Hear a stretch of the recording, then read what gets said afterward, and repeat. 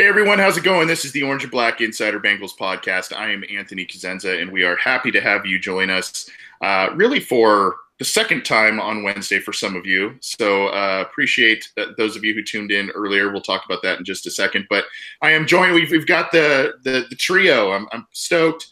We got the trio for the entire show, at least I hope, God willing. Scott Schulte is here, and he is wearing an intimidating-looking Bengals shirt, getting prepped for the he's got the tiger eyes right there. Looks like kind of the wall, some of the walls at Paul Brown Stadium there. How are you? Are you psyched? The Bengals suit up Thursday night, first preseason game. New look team, obviously, but you got to be kind of psyched, right? Assuming I can watch it, yeah. But yeah, I mean, obviously it's nice to get it back. But unfortunately, they put the games on very obscure channels, so it's at least where I live. So it's kind of hard to. I don't always get to watch the preseason games based on the over-the-air channels that put on. But that being said, yeah, it is. It's hard to believe that I was on vacation last week, so I missed the last show, and I was on the way back. I realized, oh wow, yeah, that's coming up this week. That's really soon. So, and you mentioned the shirt. I should mention. Polyester, maybe, whatever the material is that makes it really hot. It's not a great summer shirt. It's like wearing a garbage bag type of material, just not breathable at all. Yeah, it'd be very good for the winter. Which, I mean, they play when it's cold, so it makes sense. But yeah, I definitely would not wear this if I wasn't inside. It's a cool looking shirt. I do like it. It is a cool looking shirt, and also wearing a unique shirt. I think I saw on your Twitter account, John. You got a nice little present from, I don't know who it was. Was it Bengals Talk? Is that who it was, or what? Good old Nate from BengalsTalk.com gave me a little care package because I tweeted out that I saw Joe Goodberry at Bengals training camp wearing it. So shout out to Nate. He's a good dude. Nice, yeah. And if you aren't joining us live, it's kind of a cool logo, I guess. It's like an X-ray of the Bengal brain. And if you follow our good friend Joe Goodberry, he's got his Twitter avatar, I guess, is very similar to that. So good to have you both with us. We got a lot to talk about. We're going to talk about the Bengals. The first depth chart was released. We'll talk a little bit about Brandon LaFell being released as well. That'll tie into the depth chart conversation, I think. And then we'll talk about the preseason game against the Bears coming up Thursday night, what we want to see, players to watch, things like that. And we'll some listener questions. I don't know if you know, since you were on vacation, but we did institute a new hotline, Insider Bengals hotline that people can call in now. So we have that capability, and we'll give that number out later in the show. So if you do want to call, if you are so inclined to leave a question in our live YouTube chat, as always, would welcome that, as well as in the comment thread on cincyjungle.com, variety of other ways, on Twitter at BengalsOBI, the Orange and Black Insider at gmail.com is the email address as well. And we got to promote, always do. It's on SoundCloud, YouTube, iTunes, cincyjungle.com, and a variety of different platforms. So check it out. You might notice this episode is going to be a little different because, and I will look different because I will be wearing two different outfits. Because earlier in the day, I had the playing Hall of Fame tackle Anthony Munoz, and as I was saying, as we were gearing up for the program, I'm really bummed that we couldn't make the schedule work to have John and Scott join in on that. But Anthony joined me via phone and was able to minutes. Now that interview is available on YouTube, and then we'll get it on the other platforms and all of that. So check it out. It's about 20 minutes worth of really good stuff from Anthony Munoz, and really enjoyed speaking with him. Awesome guy, as you would expect. And many Bengals fans have met him, and great dude. So that's already available on YouTube. And then what we're going to do for those of you who are tuning in live, we're going to add that into the overall podcast episode. So check that out. It'll be kind of separate and with the show, so you can get it a number of different ways. But great stuff from him. And guys, let's kind of kick it off here. Some of the stuff that Anthony and I talked about. It's always weird saying Anthony and I, given my name. But some of the stuff that we talked about was about the depth chart, and that was recently released, and there were some surprises. I guess the first surprise before the release of that, it was the release of Brandon LaFell. So Scott, your thoughts? We kept saying, we've been saying forever, and I can't tell you how many listener questions we had. When's Brandon LaFell going to get? When's he going to get rid of him this year? And I was vehement that they were not going to get rid of him, and they did. Scott, were you surprised by the move, and is it the right move? I was very surprised because on Cincy Jungle, we do a little write-up on the players. We kind of preview each player on the roster leading up to the final cutdown day. And one of the guys I wrote about was Brandon LaFell. And at the end of the article, we give like, what are the percentage, odds of him making the roster? I forget what I gave him, but it was 3 days before he got cut. Because it was right before I went on vacation and he got cut. And when I came back, I saw, oh my. Anyway, I think I had up like 85% or something, or 80%. And the reason was there's just no, you look at the roster, there's not a lot of depth. I mean, John Ross had 0 catches, 1 fumble last year.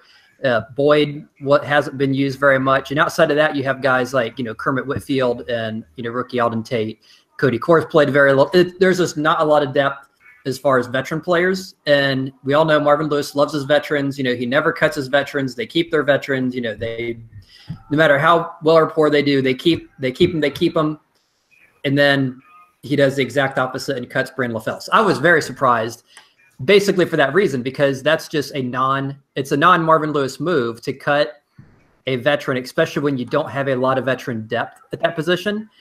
But as a Bengals fan, and I think sometimes we kind of undervalued who Brandon LaFell was. I mean, he obviously wasn't a superstar, but he's always been a solid number 2, number 3 kind of guy on every team he's been on. He's someone that, you can count on. He can do the things you want him to do. He can, play over the middle. He can play different positions, different roles on your, run different routes. He's a solid, decent, he's a Bengals kind of guy, a solid, decent guy. He'll block. He'll do what you want him to do.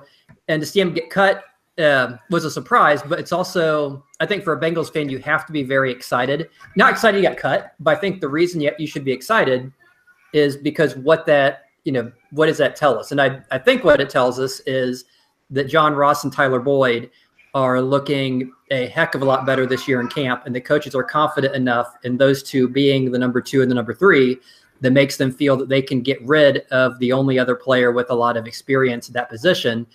So it's very exciting in that regard because, hey, if you're cutting this guy, that tells me that Marvin Lewis, who loves your veterans, you are that convinced that Ross and Boyd are your guys, and you're even starting Ross in that, preseason scrimmage as your number 1 opposite A.J. Green. And then, of course, all the reports from camp are starts dropping passes left and right. But it's still encouraging to see that.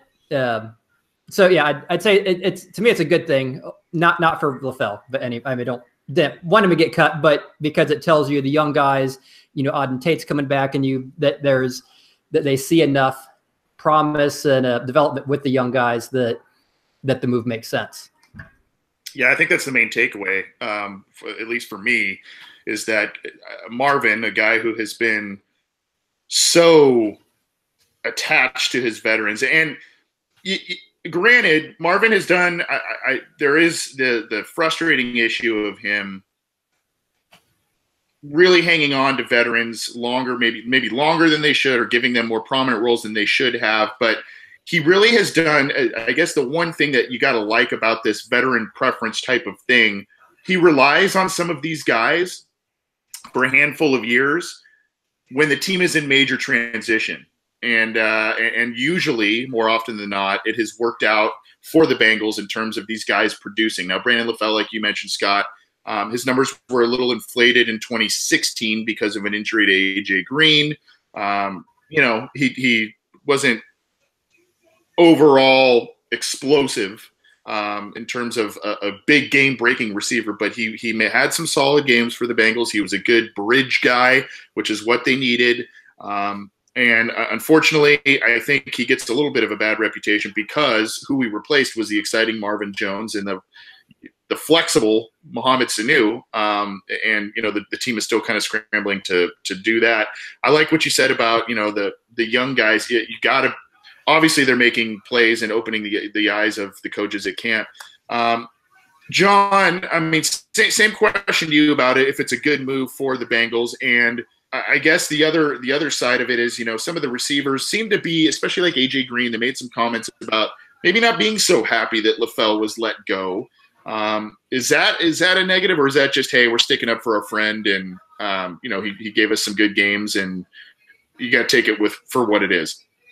Yeah, I think every time that there's a move like this where the fan base is excited at the prospect of young guys coming in and supplanting a veteran who may have overstayed his welcome, there's always that dynamic where on the player's side, he was someone that a lot of young guys looked up to, obviously, and was a leader in that locker room. He's older than AJ Green. Even AJ Green learned a few things from him just about being a pro and all that kind of stuff when he was still progressing through his prime. So there's always that kind of dynamic, and the fans shouldn't be, feel guilty about, being excited about this. But at the same time, there's that perspective where, this was a guy who, essentially lost his job and now he's looking for another one.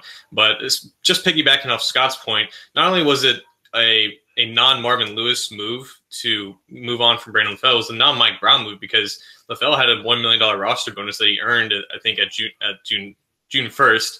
And so now when he's cut, he's accounting for 40% of the Bengals' dead money that they're incurring. 40% of dead money, and you're talking about the receiver that played the most snaps over the past 2 years and accounted for well over 1,000 yards. This is, it's a logical move, but it's still surprising just looking at all the factors about what this team usually does. And I think for veterans that kind of overstay their welcome, it's more of the guys that are drafted and developed by the Bengals, more so than guys who may be coming on to their second or third contracts. And maybe that was another reason why, LaFell had a shorter leash than he did. But he definitely doesn't get released if Boyd and Ross don't do the things that they're supposed to do and make the leaps into the years 3 and 2 respectively. I think they're going to be fine as long as they stay healthy. These guys are obviously talented. They were drafted high for a reason, and they are the components needed to advance the offense in a way that Brandon LaFell simply couldn't have. Yeah, and essentially it almost seems that the Bengals will probably, just based on previous history and stuff, they'll probably keep about 6 wide receivers on the final roster. And if, everybody makes it through healthy, it would seem that, Green, Ross, Boyd, Josh Malone, and then you've got kind of a scrum for those final 2 spots between Cody, who continues to impress, and Alex Erickson. So it does kind of clear up the waters a little bit in terms of clearing space for that position to see what the Bengals end up doing. As it stands, you kind of have Green and Boyd as the quote-unquote starters, with Ross as the number 3 guy. But I think the way they move those guys around and what you can do with Ross, obviously Ross will probably be, Ross and Boyd will probably be 2A, 2B in the receiving group. Obviously different skill sets, all that stuff. And then you've got Eifert, who's going to be commanding a lot of passes as well. So interesting makeup in terms of the depth chart to the wide receiver group. Moving on to the running back group, pretty expected. You got Mixon, you got Bernard, and then you got Walton, but there's still a scrum at the end for that possible 4th spot. I think it would seem that maybe a guy like Trey Carson probably has maybe the inside track, but I mean, someone's got to have to play special teams, right, John? I mean, I think. Do you see them keeping even 4, or what do you think? How do you think that plays out? 4 is probably the number, just looking off historical precedent under Lewis. And that special teams guy, I would think, is Mark Walton because of what he did in Miami. And that was one of the main things that we talked about on the show about, why they were so enamored with Walton as a prospect. And Walton was listed as 3rd on the depth chart, I believe. And I think that was the first lie that I saw on the depth chart, because that depth chart is basically useless in terms of practicality. Walton is mainly taking 4th, 5th, 6th, or at least 4th and 5th reps at running back behind both Trey Carson and Boone Williams. And Walton was listed as 3rd in front of both of those guys. So I think he could get 3rd snaps in the preseason game, and that practice work means nothing, I guess. But at the same time, I think it's a much more tighter race for that final spot. There's Brian Hill, who was here last year, who actually looked pretty good Obviously, Carson has been here for 3 years. Boom has been here for 2. And Quentin Flowers is that wild card because he's done nothing but impress in practice. He's been taking reps as kick returner, and I think that obviously gives him an advantage of potentially going for a spot. He's only going to make it at running back. He's not going to make it at quarterback, obviously. So I think 4 is the number, and they have 8 right now. So it would be hard for me to see them cutting 5 of those guys because there is a decent amount of talent behind Mixon and Bernard. But I think obviously Walton, and it'll probably either come down to a 3-way competition between Hill, Carson, and Flowers, and one of those guys will probably end up being on the practice squad. Yeah, interesting note about Walton there about, where he's in on the rotation for the snaps, and that's a good insight you give us from training camp there. I think maybe that's also, the Bengals are probably being cautious. I think Walton has had the ankle injury and had, I think, surgery, right? Kind of this spring or winter. So, obviously that hindered his workout times and all of that. We've talked about that, but maybe they're being a little cautious. I mean, obviously that position gets banged up pretty easily. So maybe they're doing that. But I mean, I there's no way that I don't see Walton obviously making the final roster if he's healthy and able. But interesting note there by you for letting us know about where Walton is in the pecking order in terms of carries and touches. And, that also, aside from maybe giving him a little bit of a breather, that also may be because, like you said, there's a log jam behind him. They need to see what those guys have to make sure that they keep the 4 best guys on the roster if that's the way they're going to go. Scott, we have a new, in terms of at least the first depth chart release, there is a new starting right tackle, and that is Bobby Hart. Anthony Munoz and I talked about that a little bit in our interview earlier, and he and I kind of both said, well, I'm not totally surprised that the Bengals like Bobby Hart. They kind of got after him early this offseason. He was one of their first acquisitions in quote-unquote free agency.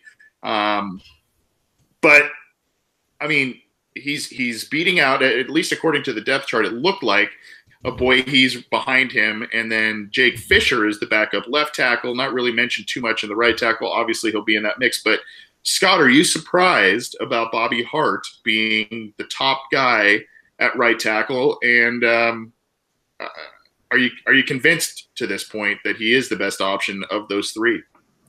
I'm going to say, surprised, yes and no. I think in one way you kind of have to be surprised just looking at the whole NFL. Here's a guy who Pro Football Focus, we like to mention because it's an easy number to refer to, gave him like a 44.8 last year, which was good enough for 78th among all tackles in the NFL. There's 32 teams, 2 tackles, 64 tackles roughly starting. Some teams rotate guys in and out. So say 60, 70 tackles.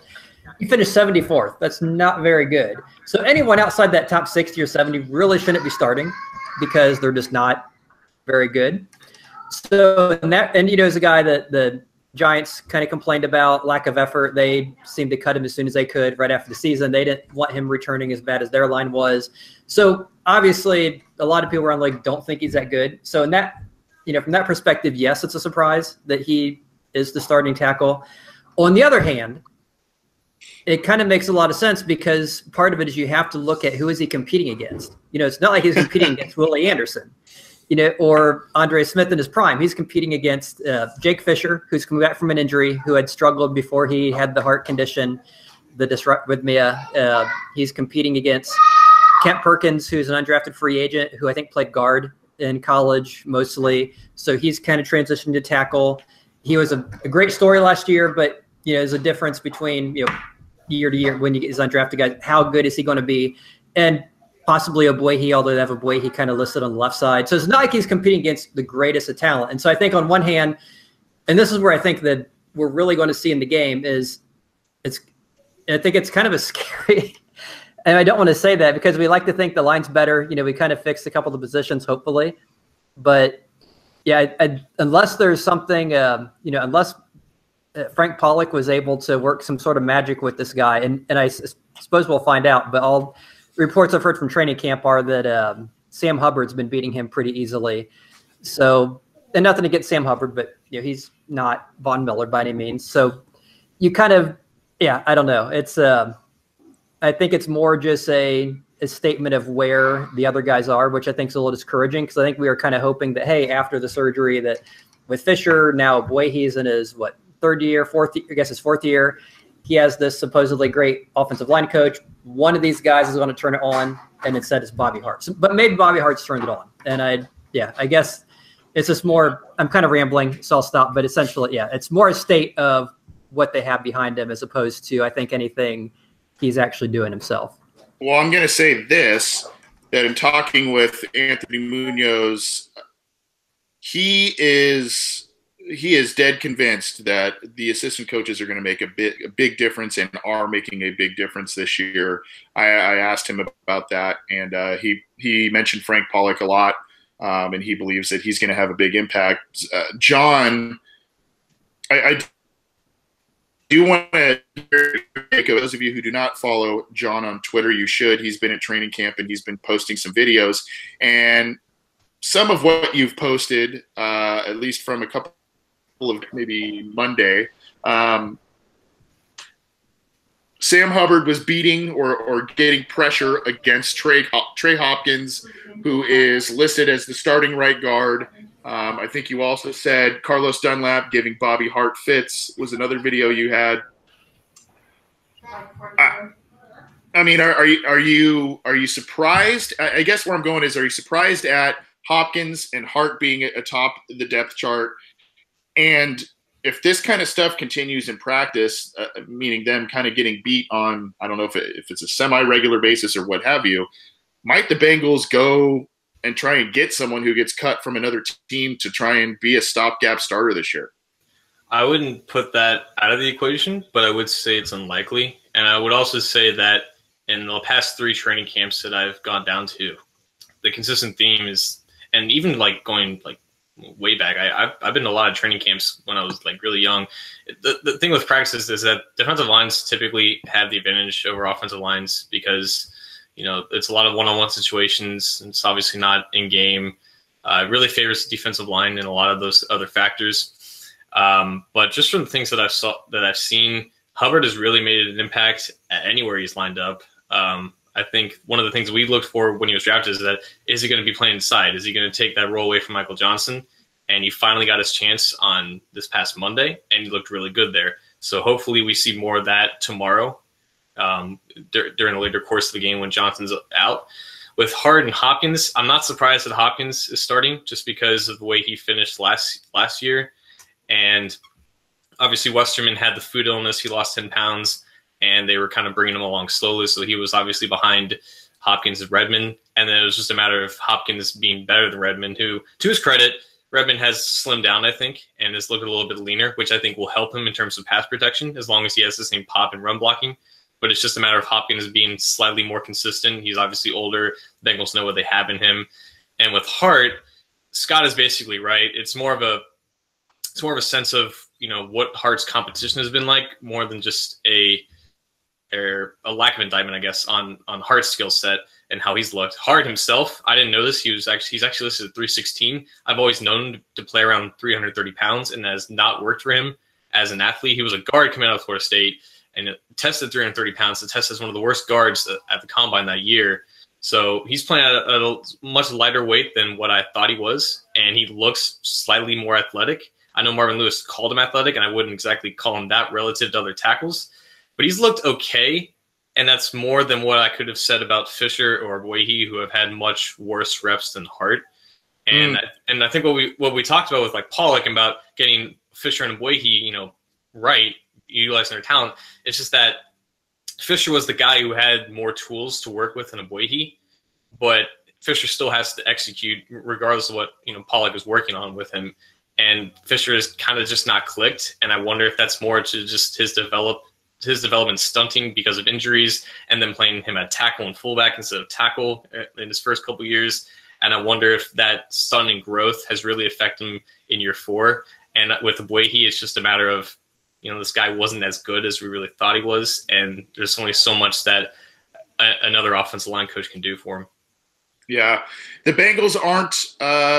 They've done some things in the Marvin Lewis era. They've made some moves, be it trades, player trades, be it getting a guy that's a waiver wire addition after final cuts.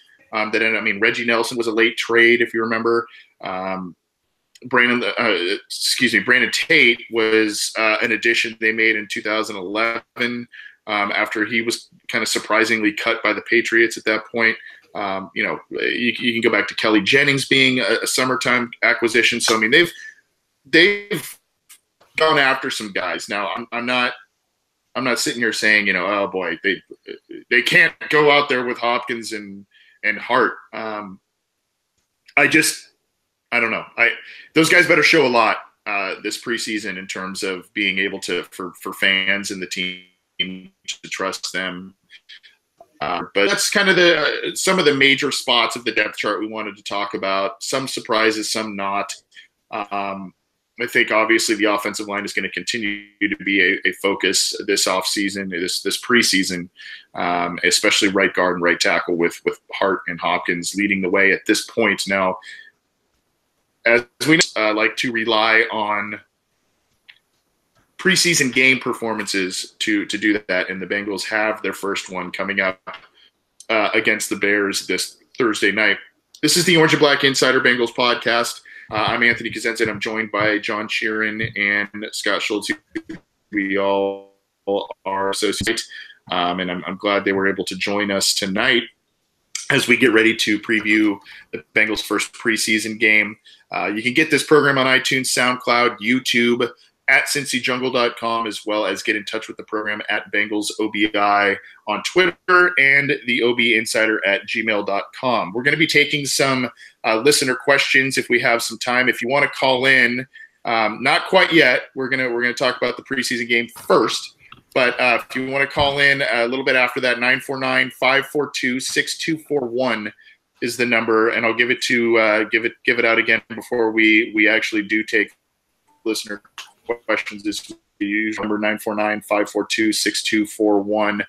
Give us a few minutes to talk about the preseason game first, if you are going to call in, and then we'll get to your questions. And if you don't want to call in, that's cool. You can text the line. We receive text messages, or you can leave your questions in the Cincy Jungle comment section, or you can leave them in the live YouTube chat as well. So, guys, let's talk about the first preseason game is coming up, and the Bengals are facing off against the Bears. Now, if you remember last time the Bengals faced the Bears at the end of the 2017 season, it was not so pretty.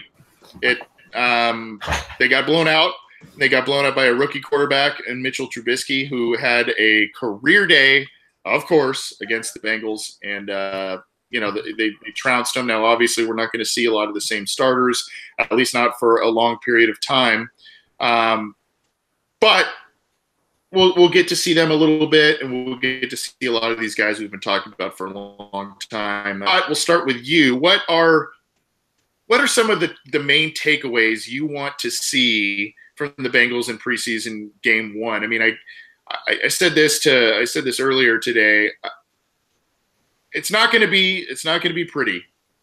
These first games never are pretty. But Anthony Munoz said what he would like to see is the mental aspect at least being grasped, not stupid mistakes, all that kind of stuff. Obviously, fatigue and other stuff is going to be present. But what are some of the takeaways that you were looking for, or that you are looking for as the Bengals take the field? I mean, there's I think obviously a million, but if I had to limit it to a handful, I think there's a million questions on offensive line. So that's, I guess, 2 million. So that'd be 1 million of them. But yeah, the starters might be in for a series, so I don't think we're really going to see anything with the starters. So I'm kind of focused more on the backups. And if I had to pick one, I think the one that I'm most interested in, at least right now, of the many, is the backup quarterback situation, which I think is probably going to be between Jeff Driscoll and Matt Barkley. I mean, with Matt Barkley, you kind of know who you have. His numbers, his performance has been a mediocre veteran, kind of bounced around. He's a guy you kind of hope you don't have to rely on as your backup. But then your other option is Jeff Driscoll. He's the guy that is more athletic. He kind of has the build of a franchise quarterback. He can run. He has a big arm, all the things you want. He's a little older for a guy who's never really taken an NFL snap. He spent a lot of time in college when he was at Florida, and then left Florida, went to Louisiana Tech, and then he's been in the NFL. And they've seen they've obviously seen something in him. They've kept him on the active roster, for a little while, and this is kind of his year. Okay, we've kind of done, everything you can really do with all the time in college, all the time in the NFL. Here's your time to show at the very least you can be our number 2 quarterback. And so to me, that's the really exciting battle of many would be, can he fend off Matt Barkley? It's not like we're asking him to fend off, Andrew Luck or, Tom Brady. We're just, can you, outplay Matt Barkley and get that number 2 spot? And, it's one of those positions you hope you never have to turn to. I mean, you hope Andy Dalton plays all 16 games, which he pretty much has most of his career. I mean, obviously it was the 2015 when he got hurt at the end of the season. And then I think in his first season, he might've missed the very end of the opening game against the Browns, but pretty much he's played every single snap. But if it comes to that, you don't really have a lot of confidence if Matt Barkley is the guy. So you kind of hope that Jeff Driscoll has turned into something. So that's, I think, the one thing more than anything, because I figured both those guys are going to get a lot of playing time. You figure one will probably play most of the first half, one will play most of the second half. They might throw Woodside in at the very end. He's probably more destined for the practice squad, if anything, this year. So I think that's probably my number 1 battle that I'm looking forward to tomorrow. Okay. So, and agreed, and we'll expand on this topic towards the end of the show here, because we did get a listener question in the live YouTube chat that talks about the backup quarterback situation, which is, by most reports, and John can maybe corroborate, it has not been very good in terms of the guys playing behind Andy Dalton. John, obviously, I mean, it's so cliche. Oh, we don't want injuries. Of course, you don't want injuries. You don't want major injuries, especially to very important players, starting players, that sort of thing. I remember a couple of years ago, remember the Bengals, they brought in a guard from the Panthers. He was set to start for them, and I think in his first preseason, Wharton, yeah. Right? Yeah. Yeah. Travell Wharton. Yeah. He blew out his knee like in the first or second preseason game, and it's like, oh, there goes your starting left guard. So obviously, of course, we all want to see minimal injuries, minimal scary long-term injuries. We don't want that, obviously. But what are 1 or 2 kind of things that you're looking at and what that you hope to take away in a positive light from the Bengals as they face the Bears? So the last year when they played the Bears, they got trounced, obviously, and the biggest part of that was that they could not stop the run. And the Bears possess a killer interior offensive line and 2 really good running backs, Jordan Howard and Tariq Cohen. Obviously, those guys aren't going to play, outside of 1 or 2 series. So that first series, if they're going to run the ball, I want to see Andrew Billings, who's going to start a nose tackle, hold his own because he had an up-and-down game against the Bears last year. I want to see Preston Brown attack gaps like Kevin Minter and Hardy Nickerson couldn't do against the Bears last year.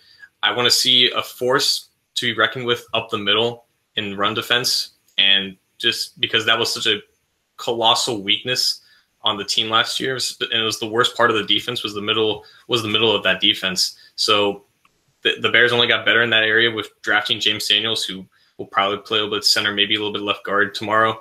So that unit has gotten better. Hopefully, I think the Bengals have gotten better there because Billings has improved and Preston Brown is now here, who's going to be more healthy than Minter, and I think he's a slight upgrade. So that first drive, I want to see the Bengals stop the run on defense because I know that their secondary is competent. I know they have 3 good pass rushers. We don't know if the run defense has actually gotten better, and this will be a good first test for them for that first couple drives. And obviously the young guys are going to play most of the game. I'm looking at the receivers. Obviously, I'm looking at Erickson, holding his own because he is probably going to make the roster as that backup slot receiver. He's going to be the main guy returning kicks at the moment. I want to see him work well with Driscoll and Barkley. And looking at the backup quarterback play. The backup quarterbacks, they're like Moneyball and for the Oakland A's. Like that whole strategy was, can this guy get on base, right? And with backup quarterbacks, it's can they move the ball? They don't have to do anything flashy or anything, but they just have to, manage the pocket, avoid sacks, and just keep the ball moving. And whoever can do that between Barkley and Driscoll is most likely going to win that job. Last year, it was Driscoll who was, fabulous in the preseason. He had that one juke move against Tampa Bay. And everything that we've seen from Barkley is that he cannot move the ball and he can't complete passes. So whoever can operate the most in the structure of that bland offense that they roll out is going to take that job. And we're going to find out really soon, week 1. The offensive line is what I will be watching. It sounds like, there's a number of different players that are going to be, Boyhe, Fisher. Those guys are still fighting for a potential starting role, definitely backup roles.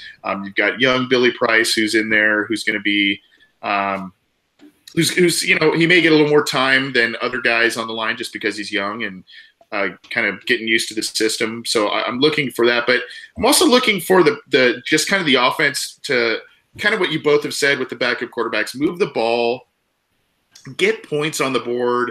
The last few preseasons when Dalton's in there, they're not moving the ball very well. Part of that has to do with the offensive line not holding up. They're not moving the ball well. They're not putting points up. I get it's preseason, but I kind of want to be greedy because this offense has been so vanilla and so bland the past 2 seasons that I want to see them do some things in terms of getting into the end zone, scoring some points, and doing that. I do agree, though, that the run defense and the backup quarterback battle that you guys both mentioned are very critical. And John, I believe it was Michael Myers who agrees with you in the YouTube chat, saying we would like to see how we hold up against the Bears running backs. That run defense last year for the Bengals was atrocious. In that game, they were especially atrocious. So obviously I'll be looking at that. I guess the guys that I will be, and I'm going to ask you guys next, but the specific players I'm going to be watching the most. I'll go with Matt Barkley because he's currently the backup quarterback, and he's probably going to get some extensive work, I would think. I'll keep my eye on John Ross. He probably won't play too much, but just kind of see what he looks like against some NFL talent, I guess, because we didn't really see much of it at all last year, preseason or otherwise. But I'm also going to keep my eye on Jesse Bates, and Jesse Bates was a guy that he kind of came in and he's been touted as this turnover machine. They spent a second-round pick on him. They're trying to find ways to get the 3 safeties on the field. And for some reason, and maybe it's just me, I have not heard much about him at all in training camp in terms of making a bunch of plays, creating those turnovers. And so I'm really interested to see what he will look like in the Bengals' new defense under Terrell Austin. John, give me maybe two or three players that you are looking at that you'll be specifically watching in this first preseason game. The 5th-round cornerbacks in Devontae Harris and Darius Phillips, they have primarily been on that 2nd or 3rd team with K'Vari Russell at cornerback. Phillips has mainly been in the slot. Harris has mainly been on the outside with Russell on the other side. I don't know if Anthony Miller, the Bears receiver, is going to start tomorrow. He might be with the 2nd team, but that could be a matchup between Harris and Miller or Phillips and Miller that I'm really interested to see because Miller has had a great camp with Chicago. He's a great route runner, and how just any cornerback handles him is going to be really fun to watch just because he's a fun player.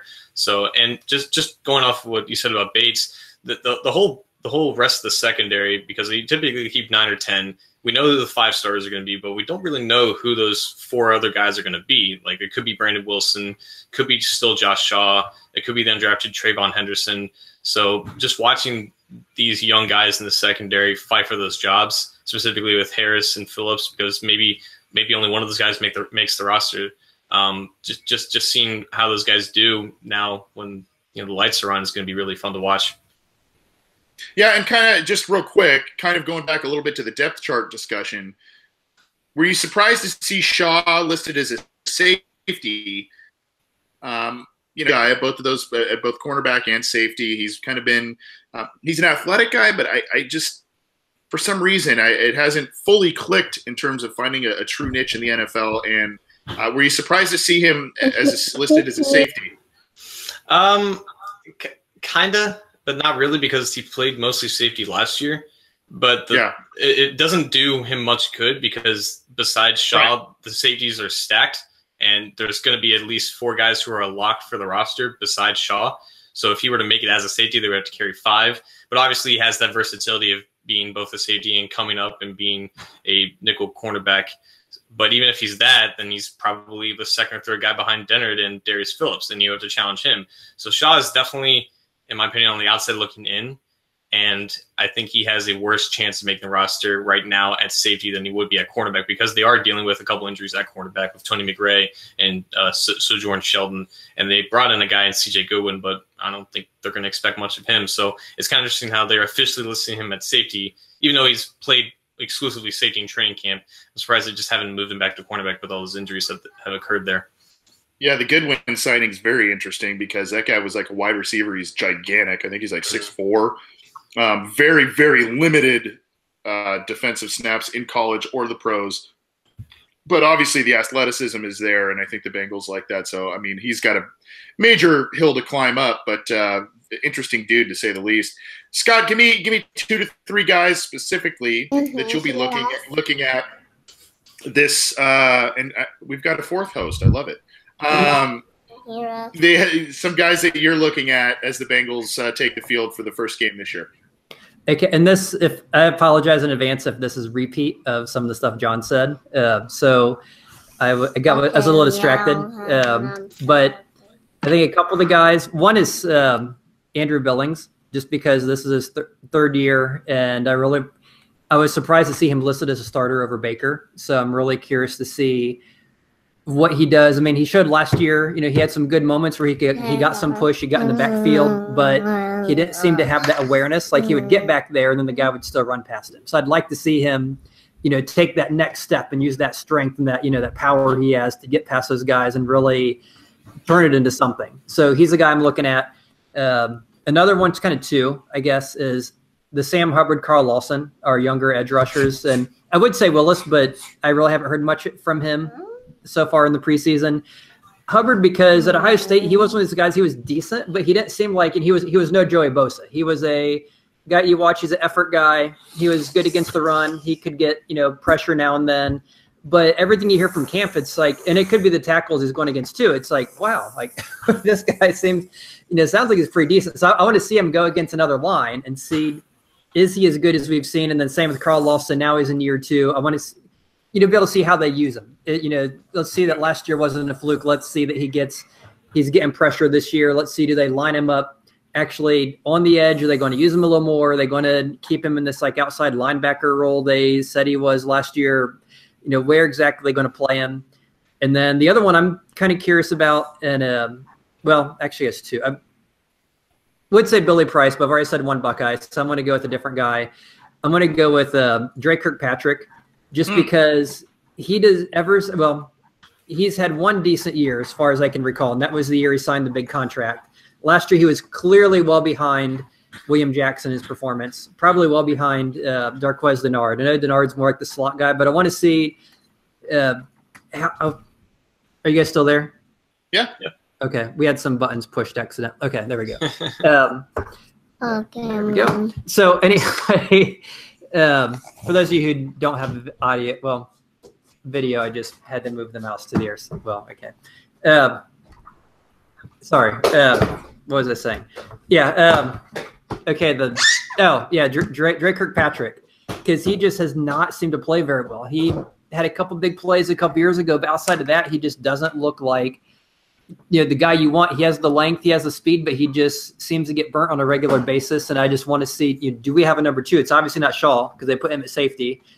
Dennard, I'd like to see if they would give him a chance, or if they have someone else, sitting there that they think can be that number 2. And I assume it's going to be Kirkpatrick all year, but if it is, I'm sure hoping he shows more than we've seen so far. I think Dre Kirkpatrick's been kind of boy of late, and somewhat rightfully so from the fans. But I don't think we're going to see a lot of those guys for very much time, unfortunately. This game, I think that's more the dress rehearsal third game deal. But yeah, I mean, especially with William Jackson now being touted as the Bengals' best corner and all that kind of stuff, it is going to be interesting to see how Dre Kirkpatrick, I guess, rebounds or whatever. And if you didn't know something about my co-host, guys, it is that they can multitask with a lot of different stuff in their respective homes. So kudos to you both, because you've had some distractions and you guys have still brought it. I love it. I love it. This is the Orange and Black Insider Bengals podcast. I'm Anthony Cosenza, and I'm joined by John Sheeran and Scott Schultze. Appreciate them jumping on. We're going to take a couple of listener questions here and get out of here. You can call or text us if you want to do that. 949-542-6241. We'll be taking calls here for the next couple. If you want to do that, totally cool. We did get some questions, or a question, in the live YouTube chat, so we'll get there. Or you can tweet us at BengalsOBI to have your question be read on the air. Again, this program is available via SoundCloud, YouTube, iTunes, on CincyJungle.com. And, get the program. Subscribe to our channels. Appreciate it.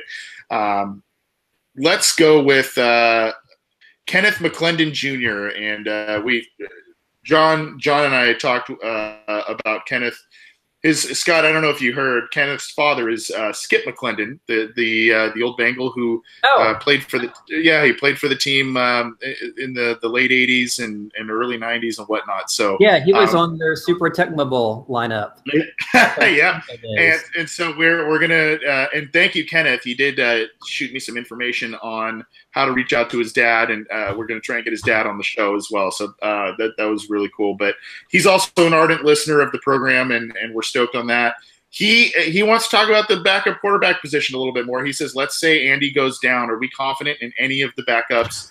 And is there anyone out there that we can bring in instead of what the Bengals currently have? Scott, I guess I'll kick it off with you on thoughts about Kenneth's question there. I'll start with the second part. Is there anyone they can bring in? I think there definitely is one name who's been thrown around a little bit, is Teddy Bridgewater. Because the Jets have 3 quarterbacks. They signed him before they drafted your boy from USC, Darnold. So they have Darnold. They have escapes me on the second guy. McCown.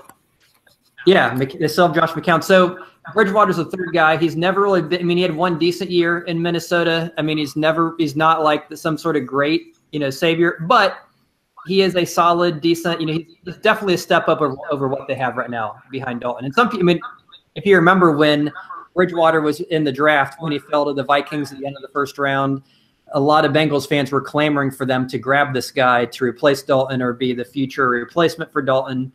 Obviously, that didn't happen, but he's someone they could definitely bring in. He'd be a huge step up. There's obviously some other guys out there. He would probably be the biggest name.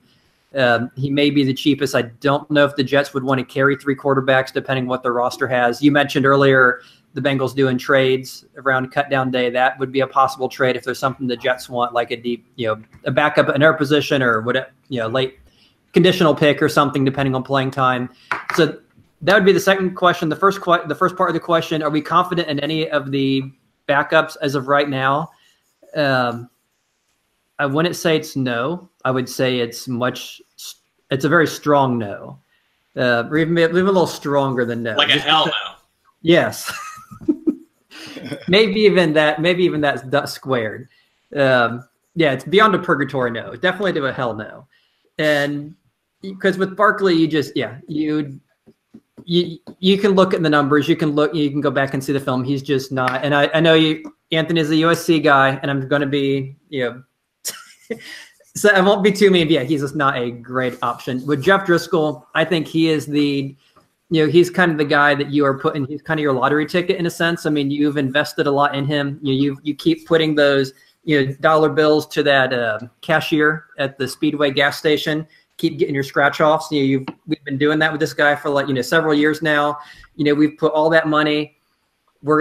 I'm hoping this is the year we're going to scratch off, and either we're going to get a bunch of lemons, or we're going to get whatever you get on a scratch off, and you win your $10,000. So that's kind of what he is. He's that kind of scratch off a lottery ticket guy that I think we've put enough money in that we're either going to get something from him or we're not. I think we're going to find out this preseason, and I'm kind of hoping we do. But as long as they've had him, unless he's this 1 in a million Kurt Warner kind of guy that just takes a long time to develop into something great, he's probably not. Which means that Yeah, if Dalton goes down and they don't get a Bridgewater or something, they could be in for a long season.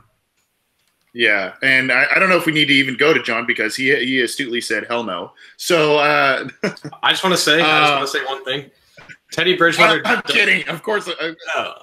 If Teddy Bridgewater does not get hurt in 2016, he's still the Vikings starting quarterback, and he does just as good, if not better, than what both Sam Bradford and Case Keenum did up there, because Bridgewater was operating a very, very difficult offense in Minnesota before 2016, when I forget, it might have been, it wasn't Norv Turner. I think Norv Turner left. It was Pat Shurmur. Pat Shurmur came in and made Bradford and Case Keenum look like gods up there.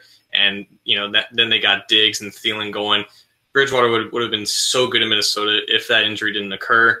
He's still, I think, he's still at the level that he was in 2015. Obviously, there's a lot of confidence that needs to come with his knee. But if he's made available, the Bengals need to get on that immediately. Because looking at just people don't have a lot of confidence in Andy Dalton carrying this offense. Then you look at Matt Barkley and Jeff Driscoll. That's going from a B to like a C minus or D plus. So there's just no reason. I wasn't the biggest AJ McCarron fan, but even AJ McCarron can be considerably better than either Barkley or Driscoll. So there's just no confidence in those guys doing anything more than just the very, very, very bare minimum of running an NFL offense. Yeah, and I agree with you guys. I don't have confidence really in either guy. Let really show more in the preseason, and even then, I still don't know if I would be overly confident. I do think that Barkley here and now probably has more surrounding talent than he has had in some, if not all, of his previous NFL years. So, I mean, that could help, but how much, I don't know. So, yeah, and I think in terms of getting another quarterback, I think that probably will only happen unless the Bengals are in dire straits in terms of an injury to Dalton or whatever, and they need to strike a trade to do something like that. And so, yeah, I don't know if that's gonna happen here. Real quick, John, on a 1 to 10 point system, this is from Alex Gonzalez in our chat room. 10 being very confident. How confident do you feel about the O-line this year, especially so far right now? Scale of 1 to 10. So last year I was at a 3. This year I'll give it a 5.5 to 6, because the one thing that I don't think a lot of people not understand, but they just don't know, is that an offensive line is not good by the good pieces that's on there. It's only as good as your worst player. And that was the biggest reason why they gave up 40 sacks when they had both Andrew Woodworth and Kevin Zeitler, two very, very good players on a team that also, on an offensive line that had Cedric Boye and Russell Bodine playing significant snaps. So you upgraded 2 spots, presumably, but you still have 2 big question marks at those 2 positions. And if at least one of them is very bad, which right tackle could be very bad, it'll disrupt a lot of things. And the performances of the other 4 guys, it could just be wiped out because one guy is constantly getting beat. It might not be that way. That's like a worst case scenario, but that's why just upgrading those 2, left tackle and center, doesn't move the 2 up all the way to like an 8 or 9. It's more of like a 5 or a 6. I think it's a good indication of where the offensive line is right now. It's kind of in that average area when you compare it to the rest of the league, which is obviously better than it was, but it's not as better as maybe people thought it will be. We had a call. We'll try and see if we can get that caller back there. Scott, if you are there, your scale of 1 to 10 on the Bengals offensive line, both overall outlook this year and where you sit right now. I guess where I sit right now is in the kitchen. But as far as your first question, if the 2015 Scott, if you could hold that thought real quick. I apologize. Okay. We're getting a call here, and I want to get this person on the air here. To accept, press 1. To send a voicemail, press 2. Hi, who's this? Hello? Hi, who's this? Hey, my name's Andrew Seiler. Oh, Andrew, how you doing?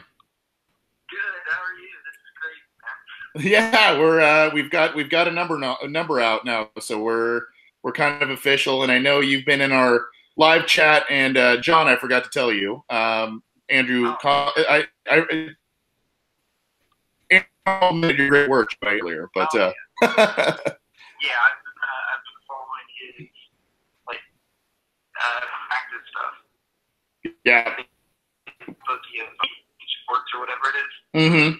Awesome. Well, what question do you have for us tonight, Andrew? So I don't know if you guys have answered this before, but I just want to know if you guys think that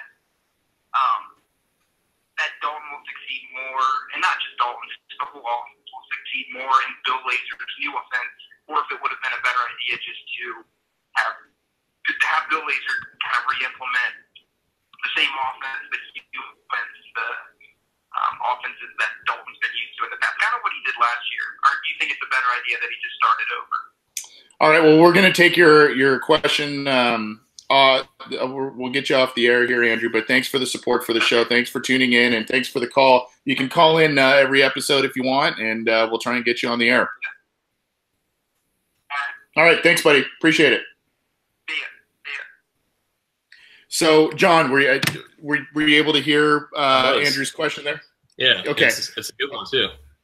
Yep. Go for it. So what he was alluding to is that why doesn't Lazor just do the same things that Hugh did in 2015 when everything was great?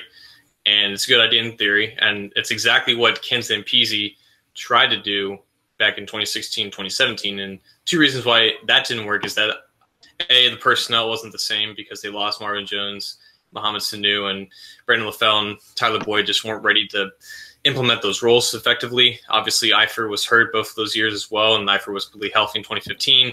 So you couldn't exactly replicate the same offense when the personnel wasn't there. But also, the offense worked under Hugh because Hugh was calling the plays, and it was under his direction. And, another offensive coordinator can look at that playbook and try to replicate it, but if it's not from the primary source, it might not always work. And that's why, offensive coordinators and play callers, they kind of have decently large egos, and they're like, yeah, maybe I'll do this my way. And, if it's going to succeed, it's going to be because it's my concepts, it's my playbook and all that stuff. And I think Zampese tried to put his own spin on a couple of things. And obviously he just showed he wasn't competent as a play caller, even if he tried to replicate what Hugh did. And I think it's good that Lazor is using his own concepts and using his own spin on things, because I want whatever is confident of both Dalton and the play caller. And if Lazor has talked with Dalton about how the direction of this offense and the adjustments that he's going to make, I'm confident in, because Lazor obviously knows Dalton. He's been with him for a couple of years, and he has experience as a play caller, unlike Zampese. So I'm confident with him bringing in a new system. A Chip Kelly disciple, Lazor is. He's doing a lot of things that the traditional Air Coyle is doing, and I think that really fits Dalton in the same ways that it did under Hugh. But I just like, I like the new direction. I don't like – I would prefer it this way, because I've seen another offensive coordinator try to replicate what Hugh did, and it just wasn't the same because it wasn't Hugh calling the plays, I guess. Yeah, and it seems as if Lazor kind of has at least a little bit of a grasp on who he wants in his offense, and who they brought back, who they added, all that kind of stuff in terms of players and personnel. We'll get out of here. Any final thoughts, John, as the Bengals are heading into training camp? Heading into their first preseason game, rather? No, I'm just ready for football to start. It's been a long off season. It always is. I'm ready to go. I'm ready to stop talking. Gotcha. Ready to start watching. All right. I believe we have somebody. To accept, press 1. Hi, who's this? Yeah, this Terrell, how you doing? how you doing, sir? I'm doing well. How you doing? First of all, I just want to say great to see everybody. Yeah, we had the troublesome trio back tonight, so that was good. Yeah. But, real quick, I know y'all guys got to go, but I just had like a Bengals / NFL question. Okay.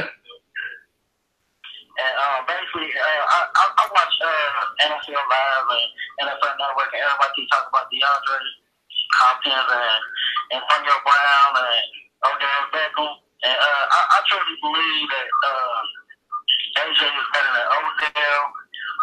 And most of I think Julio was overhyped, so I think I got him ahead of him. But even though I hate that guess, but I gotta say Antonio is number one. So I got Antonio number one, AJ number two, then Julio, then Odell, number five,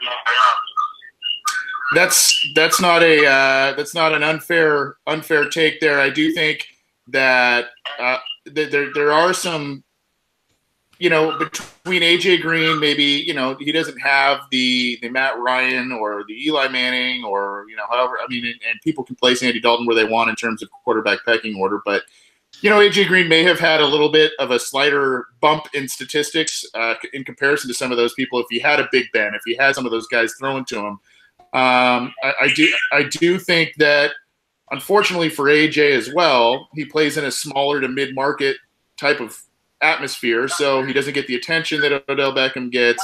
Unfortunately, the team has not been as successful as the Pittsburgh Steelers, especially, winning postseason games and all that stuff when Antonio Brown's been there. So I think a case is to be made there. I do think another name that a lot of people overlook, again, because of quarterback issues, is DeAndre Hopkins. John, any thoughts for Terrell before we get him off the air here and close up shop?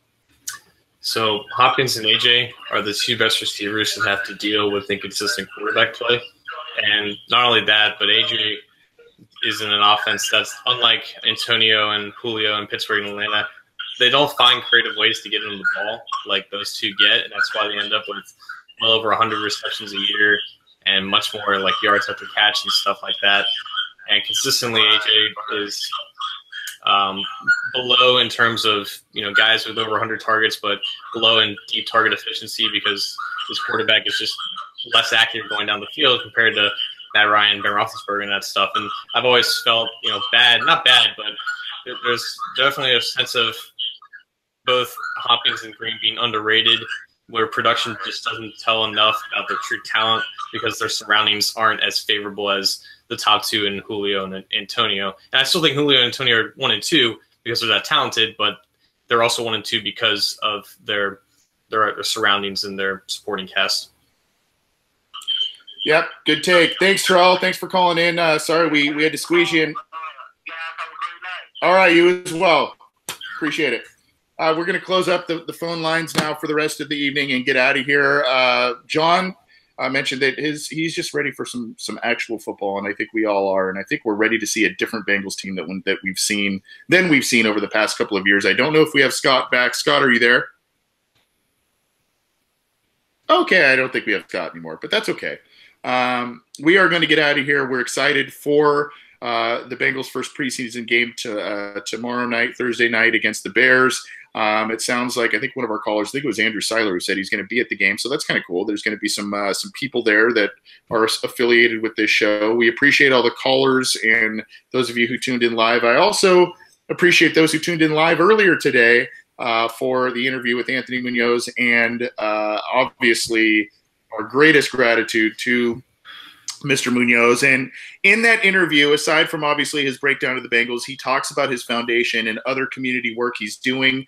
If you are so inclined, whether you want to donate or if you want to get involved, you can go to his websites. He had all that stuff on the interview, so check that stuff out and try and get involved and help him out. He's doing some great stuff.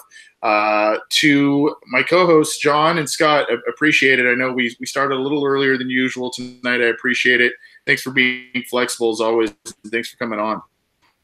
No problem. Looking forward to the rest of the season.